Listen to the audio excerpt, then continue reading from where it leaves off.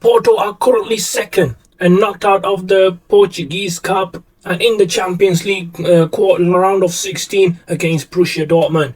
14 points behind Sporting Lisbon, with just about halfway off the season. They need to get into the Champions League spot, to be honest. Well, they got Benfica next. See if they can close the gap to just 2 points. Guys, a huge game in the Portuguese league. Benfica travel to Estádio Dragão and Porto are currently in 4th position and out of the Champions League spot if they were not finished in the 3rd spot. Well, there's half of the season remaining and 5 points the gap between Benfica, who is in 3rd position, and Porto currently in 4th. Can Porto win and close the gap to just 2 points? A chance for Benfica. They've got men forward. Shoots from distance, hits the post. Oh, Ivan Nilsson. He's into the box. He's going to shoot. He does. Great save by the goalkeeper. Oh, chance for Benfica on the other hand. Keeper does come out. Boy, makes the save, but the rebound is in. Oh, no. Oh, he hits the post again. Nowhere. Neres on the ball. Chance for, that could have been offside, but it's not. Benfica stealing 3 points. And final result is 3-1 to Benfica. Guys, in February already, and we've got tough games to play, and that is against Maritimo. But before that, let's have a quick look in the Champions League tie. We've got away from home first, so I'm going to be playing only the 2nd game. Let's quick sim the game and hoping that we can take 3 points. And yes, we do. Pepe and Otavio with the goal for Porto. 3 points again. And guys, before we even go to the Champions League game, let's check the table of the league and where we are. We're currently struggling, to be honest, because I was really expecting we run away with the league, but we're currently 5 points behind Benfica, who has a game in hand. Braga has a game in hand over us, and Sporting Lisbon, still unbeaten, has a game in hand against us as well. So Porto really need to start picking up points and try somehow get into the top 3 into the Champions League spot. Guys, looking at the scouting report I just received last week, we've got some good talent in Portuguese football, to be honest. This guy, Eduardo Lopez, he's currently 57 to 61, potential is up to 84. Definitely going to be signing this player. And 54 to 60, he's 18 years of age, and I'm going to get him as well.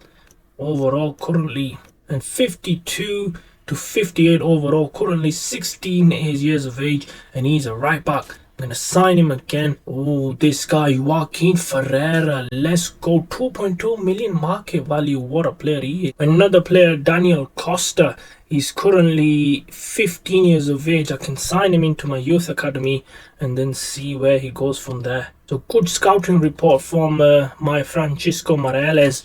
But for now, let's go play the Champions League. We'll actually simulate the Champions League game away from home first and see if we can actually get something out and take it to the home game away from home. And this is it, guys. Serious stage. Porto cannot be messing about here. And the result is 1-0. Martinelli with the goal. Emre Can was yellow carded and Podence yellow carded as well. So that's a good result coming to Portugal. Guys, a huge game in the Champions League at the Estádio Dragão. Porto 1 goal down against Borussia Dortmund and chance to get into the quarterfinals. Let's go to the game and see what we can achieve. Oh, chance for Brown. Is he going to make it count and keep Paris away for the corner? Should be catching it, really. Borussia Dortmund with the corner. Oh, glancing header over the bar. And Haller was on hand to shoot, but cleared by Pepe. Chance against Haller. Great save by the goalkeeper this time. Chance to cross. Vitinha, great defending. Back comes the ball. Podence. Almeida. What a save by Kobel. Could be the last chance for Porto.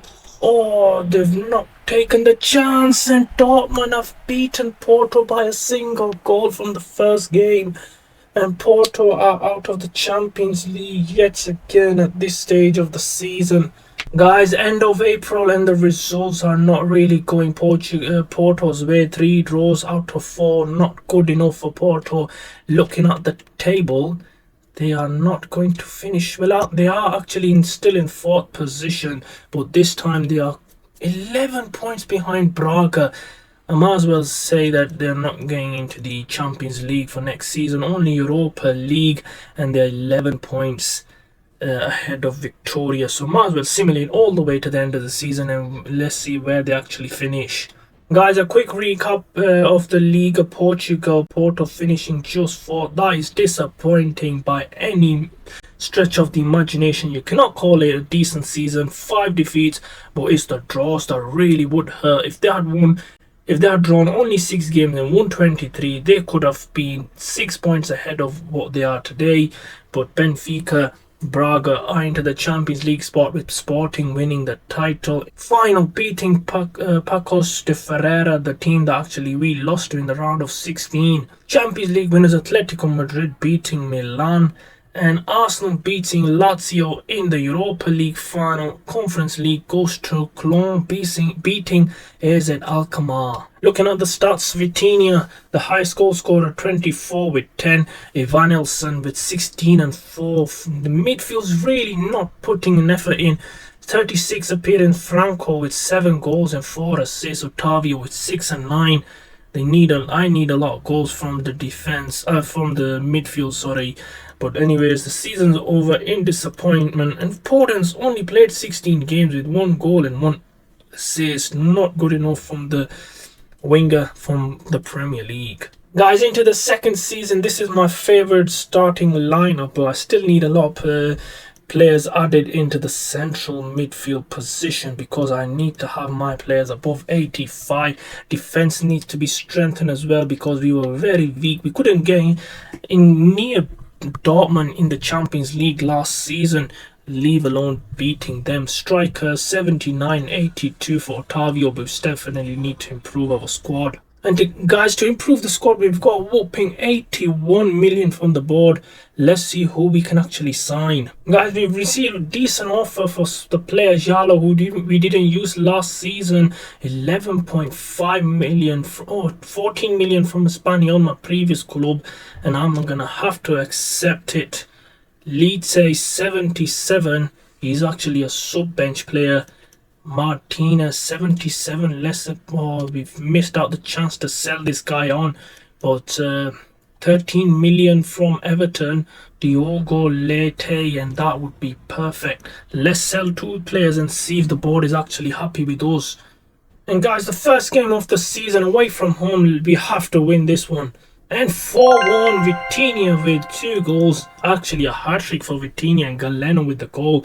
3 points, that's a perfect start for Porto.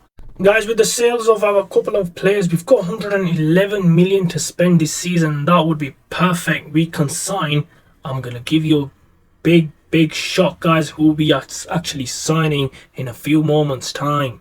Guys, first major signing for Porto with Expert Khan's second season is Palhinha from the Premier League.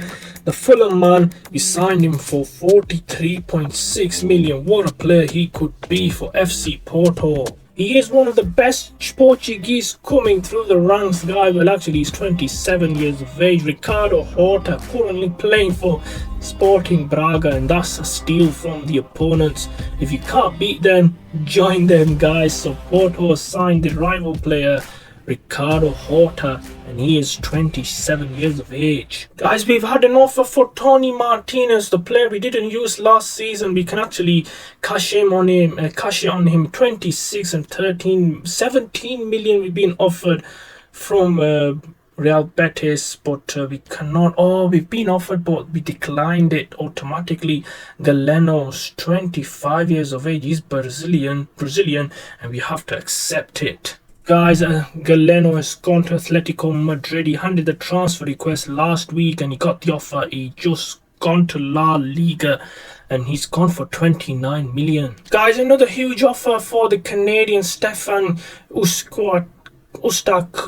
Hard to say his name. I'm gonna accept it from Sevilla. Martinez also offered from Cologne. That is 40 million in the bank already without blink in the eye. What a deal that is for the FC Porto as a club. They can now sign another player, and I've got one that would surprise you guys as well. And guys, one of the best Portuguese midfielders currently not playing in Europe. You guessed it right, guys. Ruben Neves, we signed him back to the Portuguese league, and he is here with 50 million transfer market. That is a great deal and a half. His contract was expiring in 12 months time, so any other club could have taken him, but we have taken him, and what a player he is. And guys, looking at the team, this is somewhat complete apart from some defensive players I need to sign, but I'm not going to be able to do it in the summer transfer window, probably in the January transfer window. But Ruben Neves, what an upgrade that is. 85, and he's sitting in the defensive midfield position. Guys, first Europa League game against PSV, and this is my team. I've managed to bring some players in and sell some players, but Ruben Neves, Horton, Palhinha in the middle of the park, looking really dangerous. PSV stand no chance against us. Let's go to the game. Oh, a chance for Vitinha. He's into the box. Oh, what a save, but ricochets into the net, and Porto have taken the lead. His shot, keeper save, I think comes back off him, off the defender, and it is 1-0 to Porto inside 4 minutes, and Vitinha scores yet another goal. Not the pass, but Podence crosses in, and Otavio makes it 2-0, 8 minutes on the clock, and Porto really ripping it in against PSV. And final result 3-0. The Brazilian came on, Ivanilson, and he scored. Guys, looking at the results in October and September, you can see Porto are off to a flyer in the season as a whole, and sitting just 2 points behind Sporting Lisbon, just a draw more than them. And in the cup, they are into the quarterfinals, playing Victoria, and Europa League, actually UEFA Super Cup, Arsenal beating Atletico Madrid. And Europa League, they are currently the top of the table with 3 games in, halfway through the group stages. And now another game in the Liga Stadio Dragao against Casapiaie. What a team they would be. I think they just recently promoted into the Portugal Liga, but let's see what they're made of. Here's Horta. He's the man who's going to feed Vitinha into the chance. Vitinha lifts it, hits the bar, and a chance for Porto missed. And final result, it is 1-0. Palhinha with the only goal early in the first half. Porto come away with yet another 3 points. A cup game against Victoria, and I think I'll have to make some changes in order to rotate the squad and keep everyone happy. I'm going to try making as many changes as I can. Vitinha comes off for Evanilson. Almeria comes in for Palhinha. So that's the team I'm going into the cup against Victoria. Let's quick sim and see if we can go through. And yes, Vitinha came off the bench in the extra time, scored in 93rd minute. What a player he is. Porto march on to the semis. Would you believe it, guys? Porto has not been beaten in any of the competitions so far, and we are towards the end of November against Benfica. Let's quick sim, and we have finally been beaten. Musa with the goal in the 73rd minute. All points going to Benfica. Porto defeated for the first time this season.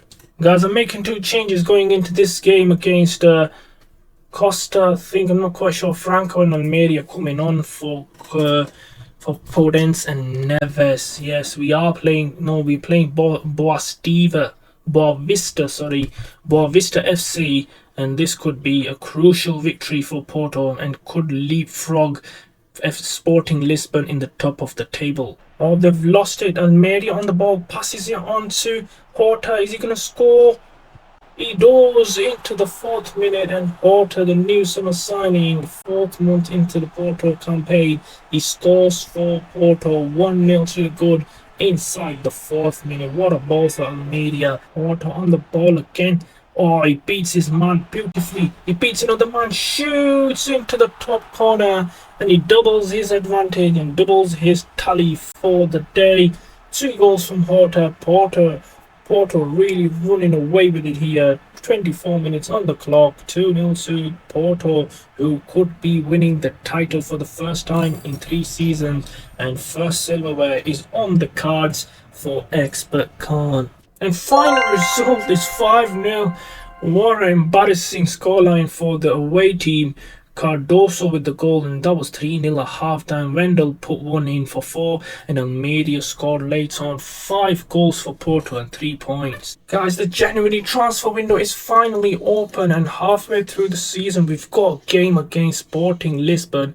Let's go check the table. Oh, we are currently 5 behind Sporting Lisbon, and a win could really close the gap down to 2 points. What a game that is. Next week, in 4 days time actually, Benfica in the middle of the two could really take advantage and go top of the table. Close calls so far in the Liga Portugal. And in the semi-final we also play Sporting Lisbon. Benfica play Vizela, an easy tie for Benfica, and we have a tough one against the leaders of the league.